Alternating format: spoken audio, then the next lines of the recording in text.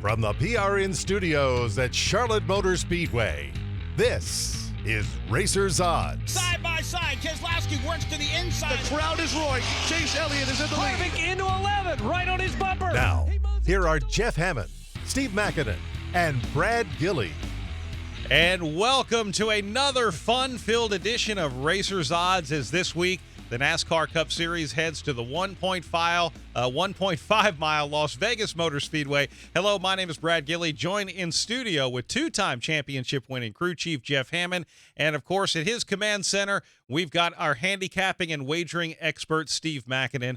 Coming up this weekend, it is Las Vegas Motor Speedway, and obviously we're talking about wagering on NASCAR all season long, but you definitely have to talk a lot about it when we head down to Sin City. Looking forward to a big one this weekend. Last year, Joey Logano in the Pennzoil car went to victory lane in the Pennzoil 400. His first win at Las Vegas Motor Speedway. Certainly a great fun-filled victory for him. When we went to the fall race at Las Vegas Motor Speedway, it was Martin Truex Jr. kicking off NASCAR's playoffs with another trip to victory lane. And coming up here over the next 30 minutes on Racer's Odds, we're going to try and give you all the information you need to know when it comes to wagering on this weekend's Pennzoil 400. We're going to talk about the odds to win. We're going to talk about the head-to-head matchups, the group matchups, championship odds, and we're even going to talk to the guy who sets the odds. That would be Ed Salmons from the Westgate in Las Vegas, and much, much more. All of that is coming up here today. So, Jeff Hammond, let's just get right down to it. We've got a 1.5-mile track, and believe it or not, even though a lot of things are the same on race cars, there are so many things that are different. A lot of unknowns. What can you tell us from the crew chief perspective? Well, right now we're coming away from Daytona, where NASCAR had a lot to do as far as what the guys could do to the race car. A lot of different restrictions there. The playbook has opened up a little bit more. You get a chance to work on your car, dial your car in with shock springs and, some different variables that you couldn't do at Daytona. But this racetrack, a lot like Daytona, very fast. It can be very affected by the heat. We all know this, that Las Vegas is in the desert. Sometimes it's hot out there. Sometimes it's cool this time of year, but you've always got to consider the wind. And the main thing is that usually when we get this spring race, you got to consider the Fords being one of the more the favorites, whether it's Team Penske or Kevin Harvick. They're usually up front challenging for the win. All right, this is a very bumpy racetrack as well, but we also know that Chevy is coming to a downforce track for the first time with their new body. So how does that affect the way we look at the outcome of this race? Aha. And like to say, aha. That's the reason why when we get a little bit deeper in the show, I'm going to be telling you why I'm not betting on anything around a Chevrolet right now, because there's too much unknowns of how good and balanced this new race car is going to be and what kind of a factor they could wind up being as far as spoiling the party for both Toyota and Ford. So I'm really looking for this forward to watching qualifying, which is not a tell, but the 10-lap averages hopefully leading on Saturday afternoon, leading into the race on Sunday, will be a great indicator of who's got their balance and who can really run up front and be a contender. All right, Steve Makinen, I love it when you tell Jeff Hammond that he's wrong about something, and you certainly look at these races from a much different perspective, and that's the analytics side of things. So what can you tell us about Las Vegas Motor Speedway? Well, I'll tell you one thing Jeff Hammond said that is absolutely accurate is the importance of the practice at Las Vegas. I went back and studied this stuff over the offseason. That was the number one factor when it came to projecting who would be most competitive in these races. The overall practice and those last 10 lap averages were very important. So he's definitely right about that. Now, the good thing about as we move here to Las Vegas after what we saw at Daytona is this could be a little more straightforward of a track for handicapping. In fact, I give it a handicap ability a grade of B on this one.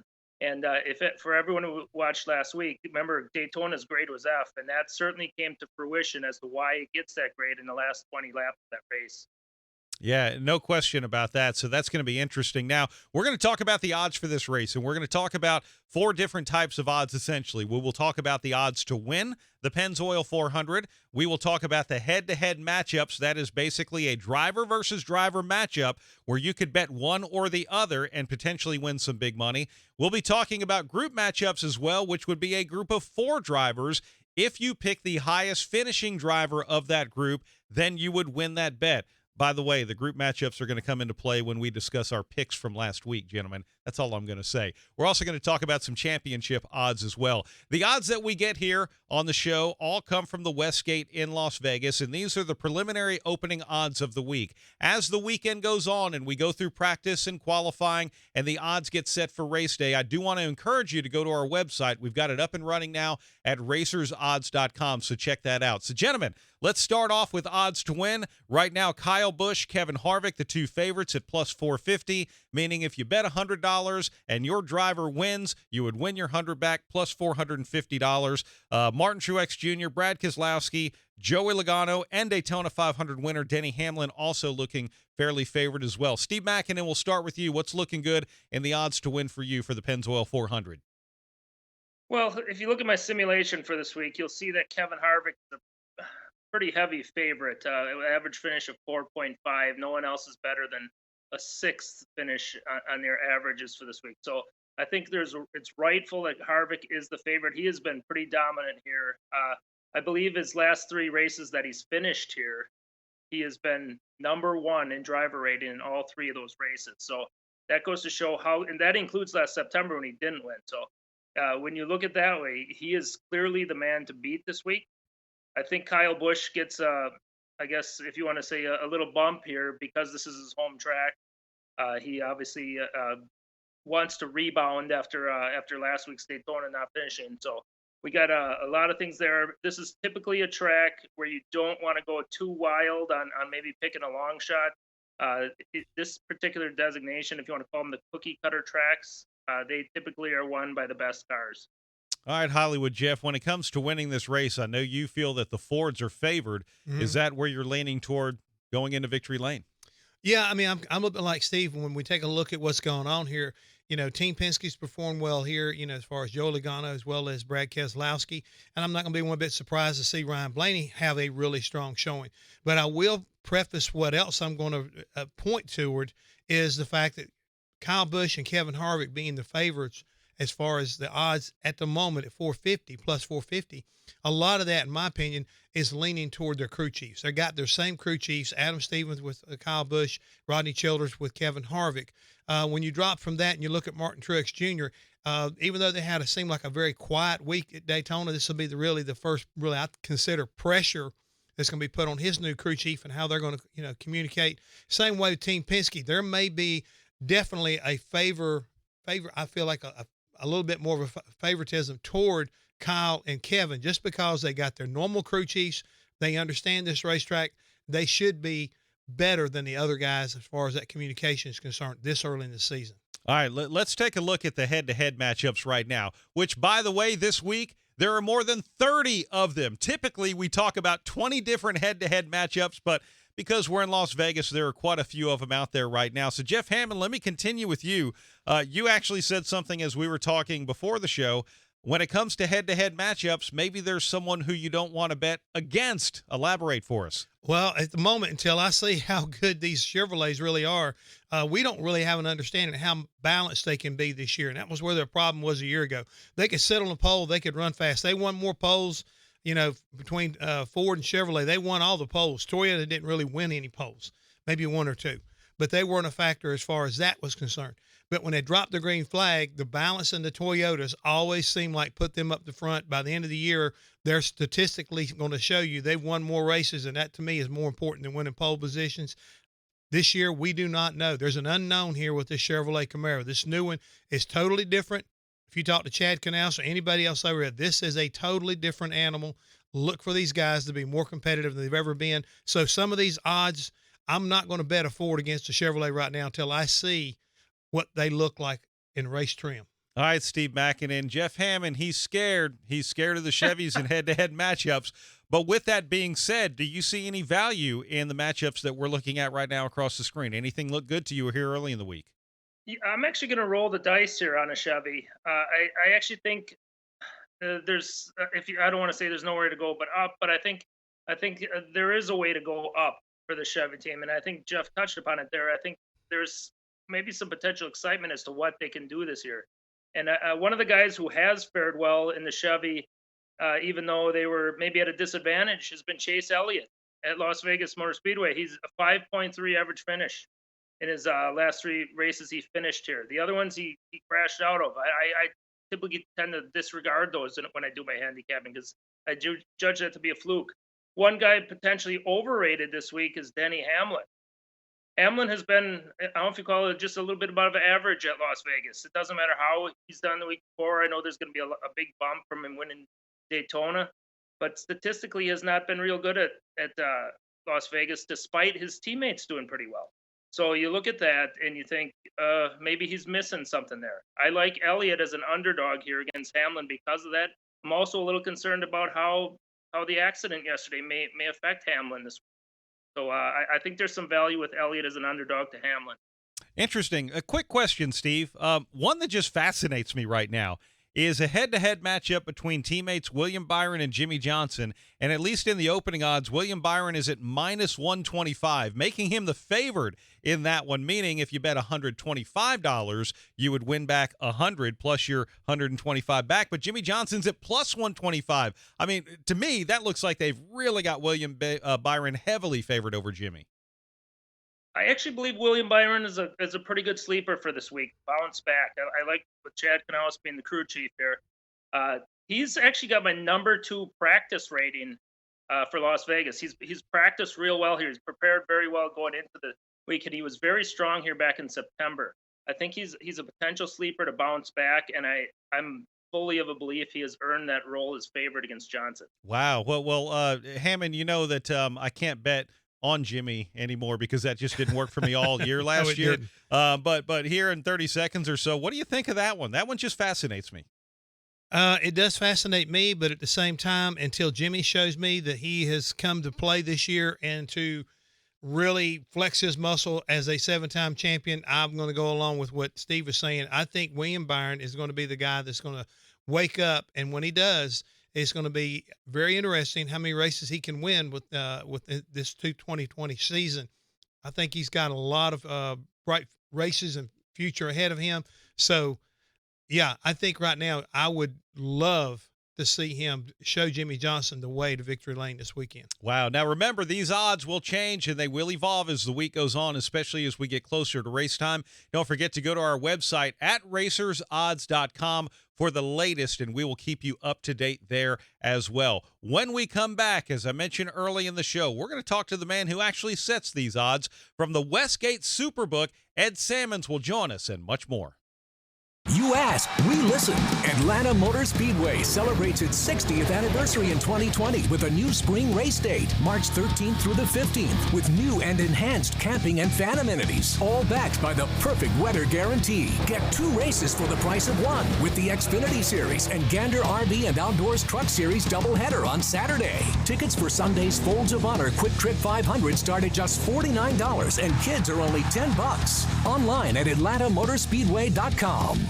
NASCAR crashes Las Vegas. Big damage on Kurt Busch's car. February 21st through 23rd. They had a lot of smoke in the cockpit. It's high stakes and insane speed at America's racing showplace. He'll pinch Joey Logano to the middle groove. Pennzoil 400 weekend tickets are going fast at lvms.com or call 800-644-4444. Cash in big and leave Las Vegas a winner. NASCAR's fastest weekend at Las Vegas Motor Speedway.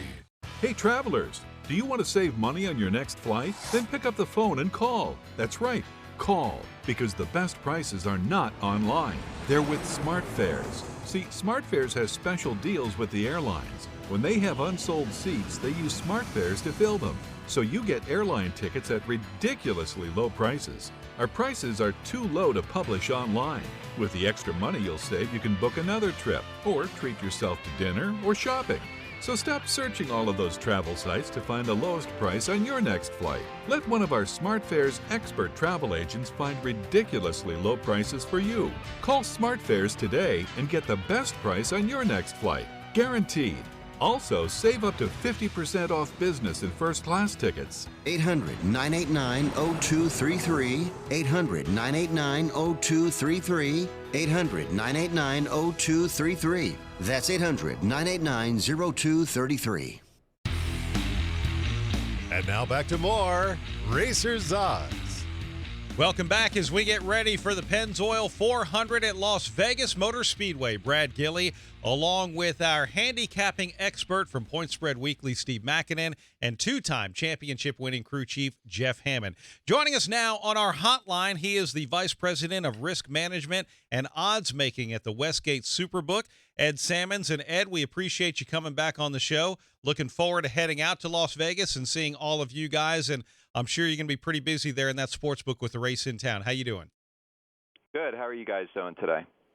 We're doing really well. Ed, since the season under our belt here at Racers Odds, what have you noticed has changed during the off season as we get ready to open 2020 as far as the bettors are concerned?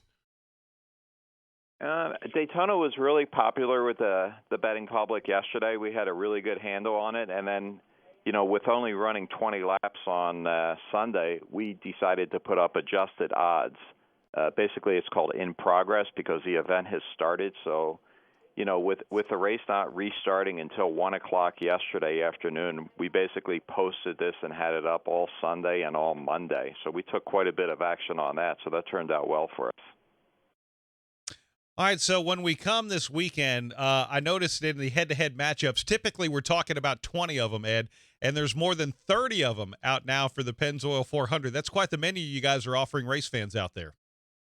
Yeah, we definitely go the extra mile for the Las Vegas race, especially the first one because it's not during football season. And, this year it's a little bit earlier than normal, so there's no college basketball tournaments that are in the way. So it's kind of a week of all NASCAR for us. So we definitely do a lot more than we usually do.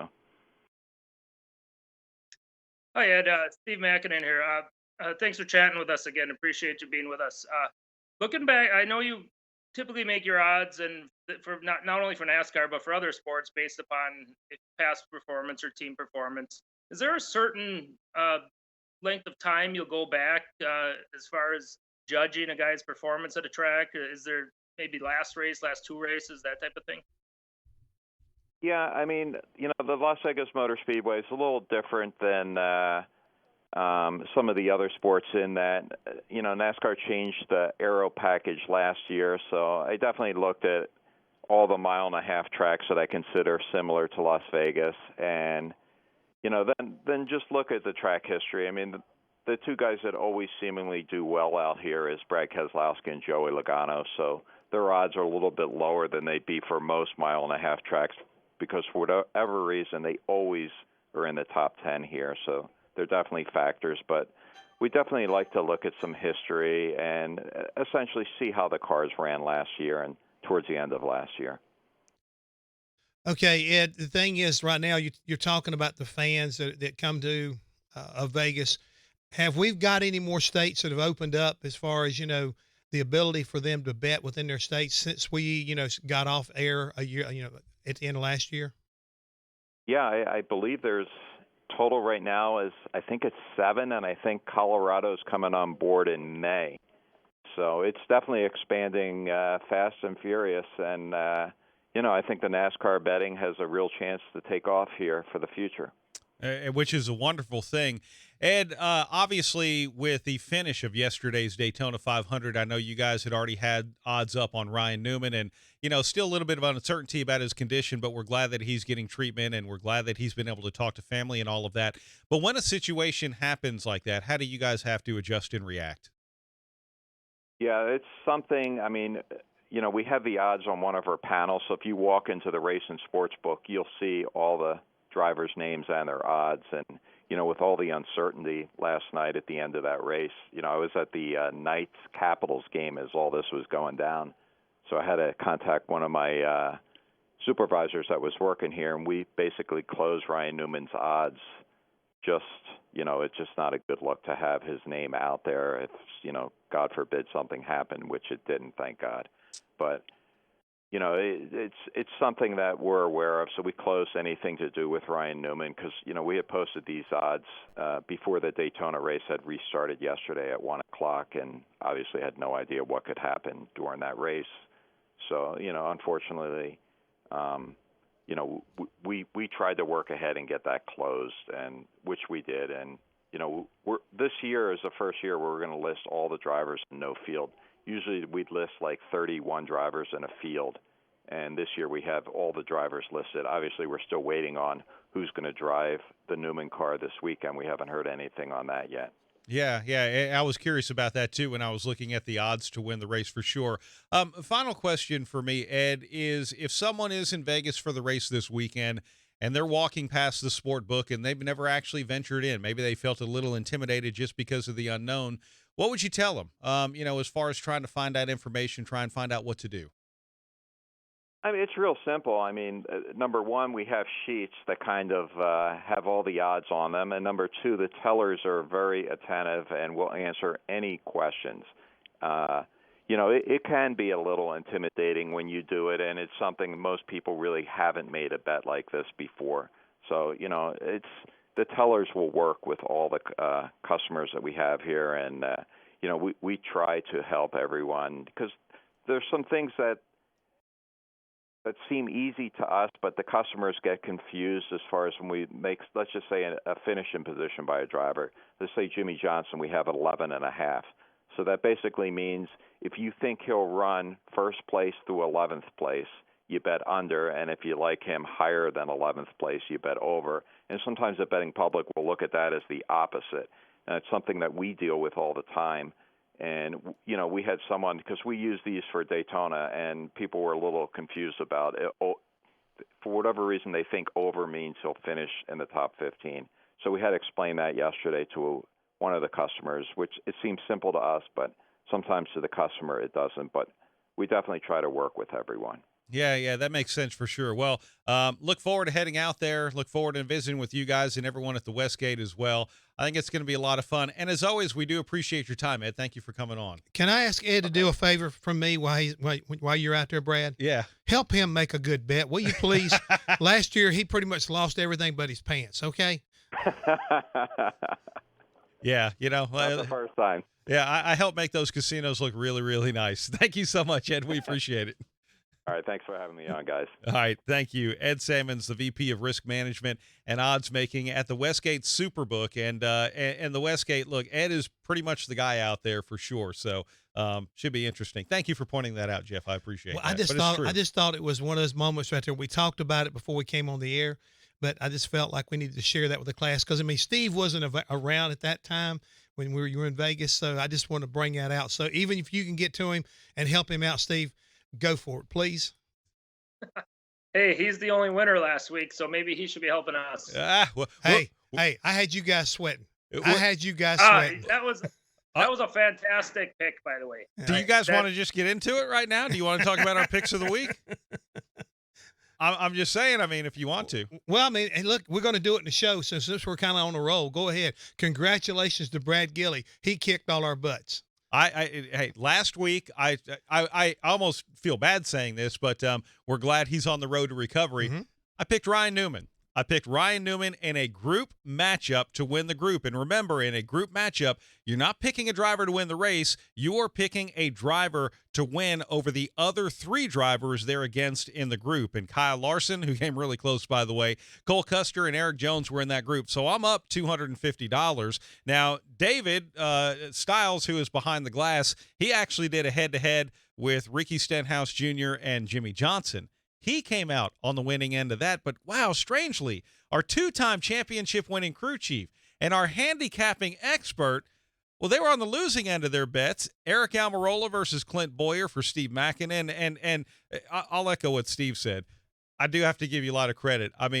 Literally going through turn 4, you could have easily won a 30-1 bet. Yep. For Ryan Newman to win the Daytona 500. I needed about 300 more feet.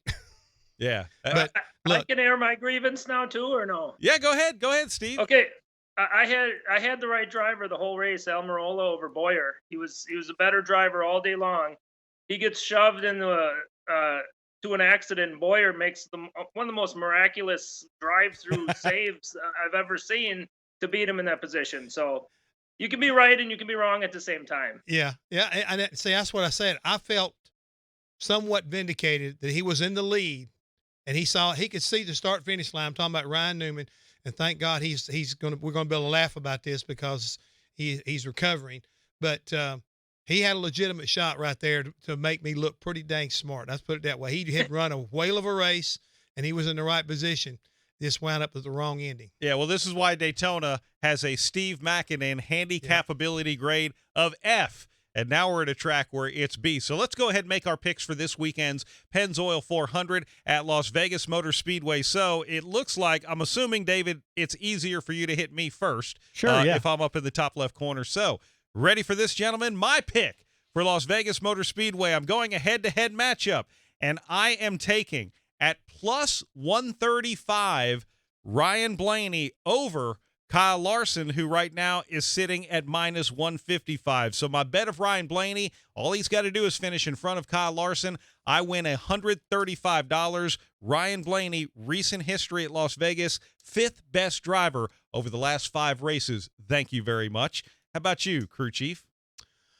I said a whole lot about the Fords and thinking like they're going to be pretty darn tough. So I'm going to go with a head-to-head matchup of, believe it or not, former winners against each other, and that's going to be Kevin Harvick over Martin Truex Jr. Oh, boy, 2 guys who have very, very good records as well. Mm-hmm. All right, Steve Makinen from Point Spread Weekly. What does the expert handicapper say for Las Vegas? Well, I'm going to actually wish Jeff Hammond some luck on that one because that was my exact pick last September when we were here, if you recall. I had Harvick over Truex, and they finished 1-2 in the opposite way. So good luck with that one, Jeff. But on mine, I am going to be looking at Chase Elliott over Denny Hamlin. These 2 guys are 3 and 4 on my simulation for this week. Obviously, that's not a big difference here. However, I see some little intricate stats behind the scenes here that lead me to believe Elliott's the better pick. Elliott, 5.3 average finish his last 3 LVMS races that he's finished. Hamlin 12th, and he's been pretty average at these places when you compare against his normal stats. So I think he's got a little bit of a bump overrated here because he won the Daytona 500, and I think there's some value with Elliott at plus 115 in this matchup against Hamlin. All right, and that would put you back in the positive. Yeah, and the other thing is, I want to add to what he's saying is, if the Chevrolet is any better at all, that might be all he needs to be able to almost solidify a better finish over Denny Hamlin. All right, David Stiles, you won with Ricky Stenhouse Jr. last week at Daytona. What say you for Las Vegas? Well, hopefully I can regain Steve's approval because I've done more than just pick a hairstyle this week. So looking at some stats, Kevin Harvick in the last 4 Las Vegas races has led 363 of the laps at Las Vegas. I feel like the probability of him winning just the odds to win over the other 40 drivers is a little high for me. The probability of that is like 81.82%. So I don't really feel super comfortable with that. However, I feel a little bit better knowing that 2 of the people that he's matched up with in his Group A matching have different crew chiefs. Martin Truex Jr.'s crew chief is no longer Cole Pearn. He has James Small. And Brad Keselowski has Todd Gordon. So I feel like it's closing time. Like Semisonic says, it's the closing time. Harvick's going to beat this group, so he just has to beat Kyle Busch. Uh-oh. By the way, he's going with some misinfo here. Keselowski has Jeremy Bullins. Oh. Who he won 14 Xfinity races with, by the way. But that's okay. You're committed now. Yeah. All right, gentlemen, we got about 2 minutes left here in the show. So, Steve, I want to get some final thoughts from you. I know we talk a lot about groupings and matchups and odds to win and all of that. But there's also going to be a lot of prop bets available as well, as Ed Salmons was mentioning, some over-under bets and more. So what do you look at? I tell you what, I love what I just heard from Ed Salmons because this is what I've been asking for from the odds makers for the last couple of seasons here, that over-under prop on each of the drivers. It's perfect when you consider using my simulation for that type of analysis. I project a guy 11th. Hey, if his prop is 11.5, that's probably not a good bet either way. But you'll be able to find some weak spots using that analysis, and then you only have to worry about one driver, not a matchup where you're winning with 2, not a to win where you're worried about 40. That is my favorite bet. I used to do that all the time in NASCAR until they went away, and I'm glad to see that's coming back. Ooh, I like that. All right, Hollywood Jeff Hammond. I know you like the Fords. We got about 20 seconds. Right now I'm just thinking they're going to be pretty darn sweet and pretty darn tough this weekend, but that variable that we know nothing about called the bow tie Chevrolet wait and see. It could upset a lot of apple carts this weekend. All right, well, go see Steve Makinen at Point Spread Weekly. Of course, Jeff Hammond and I will be on Sirius XM NASCAR Radio. And be sure and visit racersodds.com. We're going to give you the latest on how to wager on NASCAR. Thank you very much for tuning in. This has been Racers Odds, a presentation of TRN, the Performance Racing Network.